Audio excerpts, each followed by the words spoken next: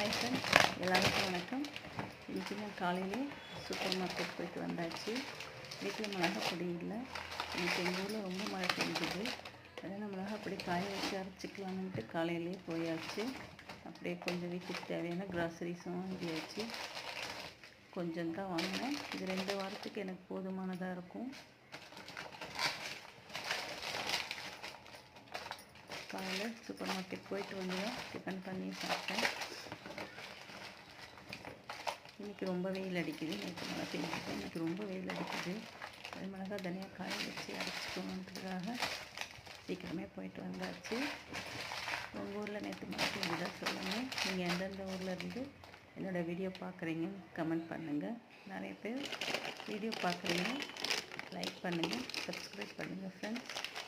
நான் அடுத்தடுத்து நிறைய வீடியோ போடணும்னு நினைக்கிறேன். இந்த பெரிய கண்டெய்னரில் எக்ஸ்ட்ரா இருக்கிற பாக்கெட்ஸ் எல்லாம் வச்சுட்டு வேணுங்கிறப்ப எடுத்துக்கணும். இந்த கண்டெய்னர் எனக்கு ரொம்ப யூஸ்ஃபுல்லாக இருக்கும்.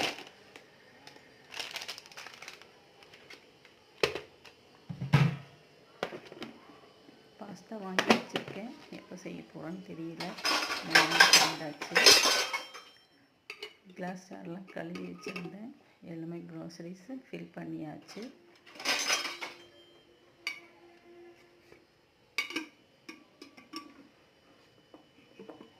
கொஞ்சம் தான் தேவையானது மட்டும்தான் வாங்கியிருக்கேன். அப்புறம் பார்த்துக்கலான்னு இந்த டிஸ்பென்சர் ஏற்கனவே வீடியோவில் போட்டிருக்கிறேன். இப்போ தான் விம்ஜெல் வாங்கிட்டு வந்து அதை ஃபில் பண்ணேன். இது எனக்கு ரொம்பவே பிடிச்சிருந்தது இந்த டிஸ்பென்சர்.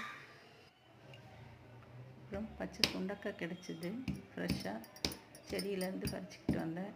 அதை இன்னைக்கு காரக்குழம்பு வைக்கலாம்ட்டு க்ளீன் பண்ணி காரக்குழம்பு தான் வைக்க போகிறேன்.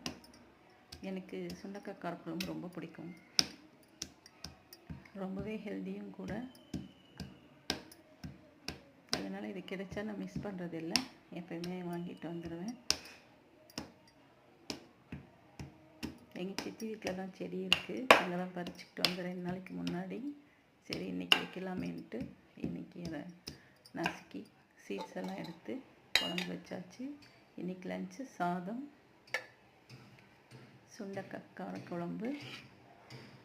கொஞ்சம் தான் வச்சுருக்கேன். மத்தியானத்துக்கு மட்டும்தான் சமையல். நைட்டுக்கு டிஃபன் பண்ணிக்கலாம்ட்டு கேரட் பொரியல் பண்ணேன். அப்புறம் தயிர் இருக்குது. அவ்வளோதான் ஃப்ரெண்ட்ஸ், இன்றைக்கி எங்கள் வீட்டில் லஞ்ச். பாய்.